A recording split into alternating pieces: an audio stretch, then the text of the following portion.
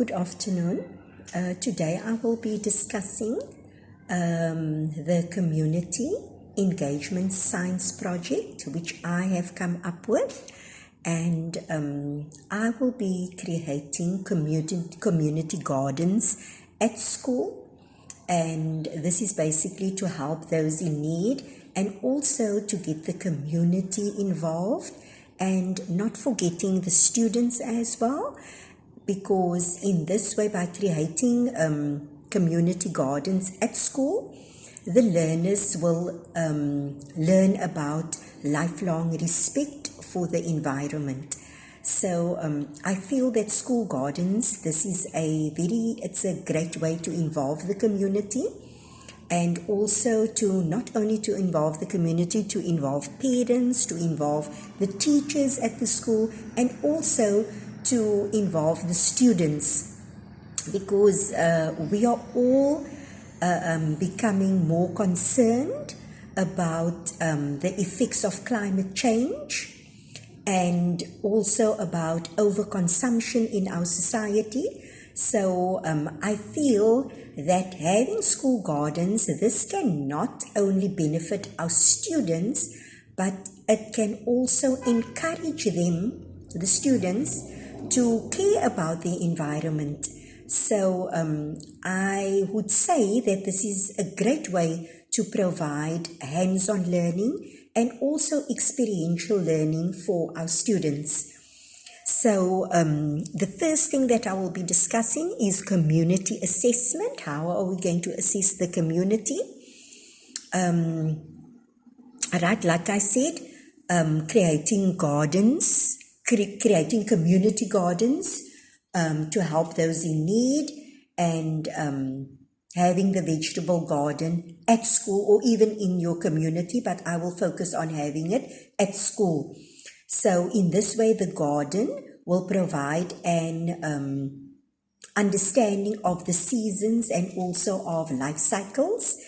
And having a garden at school will definitely teach our children life skills such as gardening, and also not forgetting cooking as well.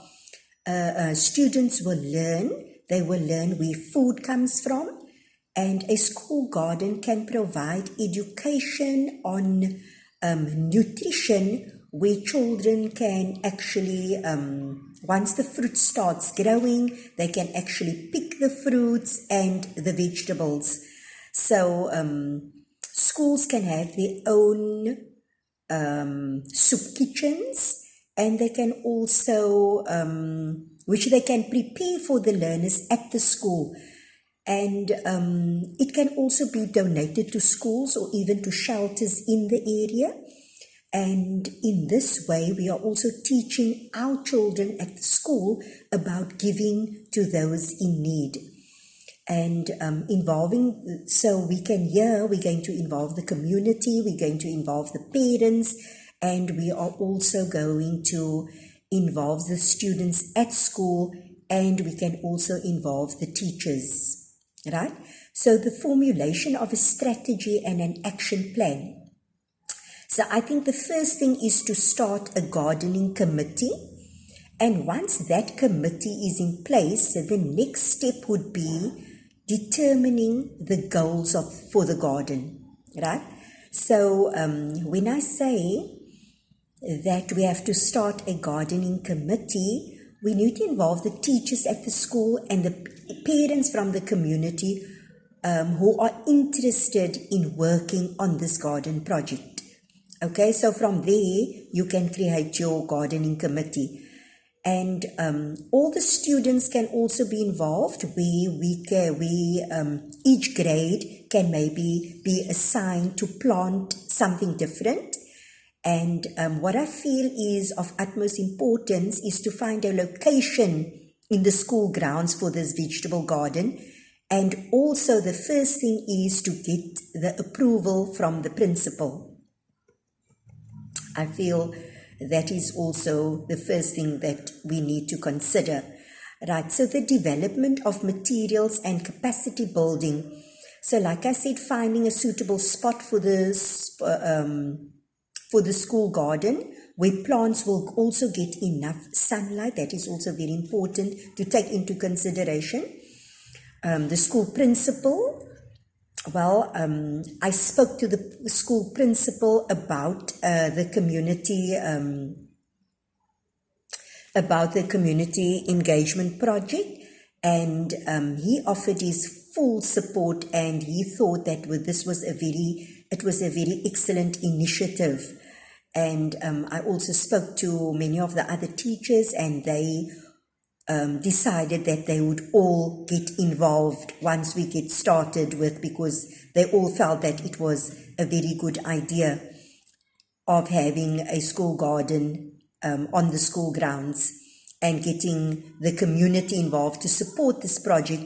And also they also suggested that we can go around to local businesses for donations to get this whole project started, or we could some teachers even suggested that we have like a fundraiser where we can use that money to just get the school garden going. So setting up everything for the garden and finding resources and selecting the plants that we will be growing, and also looking at climate change and the seasons when we decide what we are actually going to grow. And it is important that we draw up our working map of the garden and list all the items that we want to grow to start the process. And it is also important to plot where we would want to grow everything, and evaluating the planned process before implementation.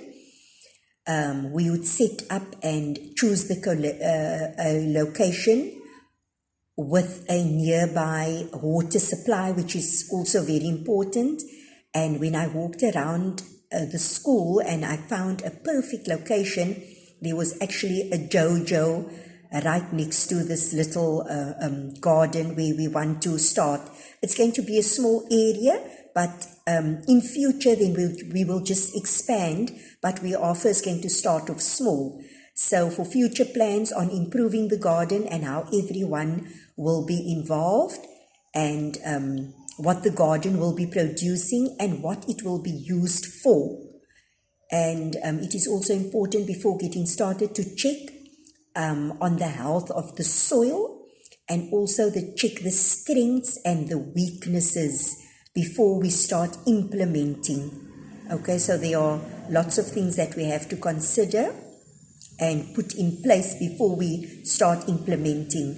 So we have chosen, if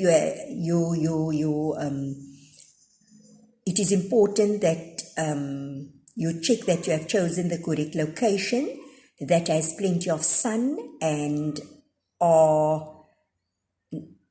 then you will be ready to take action if that is in place.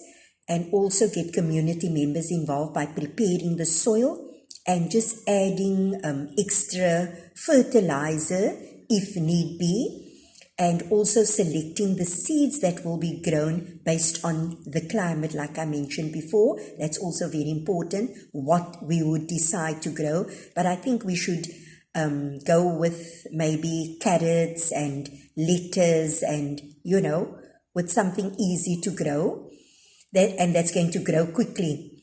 And it is now time to plant the seeds. So after you have selected the seeds that will be grown, now you have to plant the seeds, and also, which is important, spacing it so that you know where you are going to plant everything, and just from there monitoring the process. And in conclusion, I feel that there are great lessons to be learned from school gardens, and this is an excellent way to get the parents involved, like I said, to get the community, to get the students involved, because students will learn more about teamwork, and most importantly, they will learn about lifelong respect for the environment.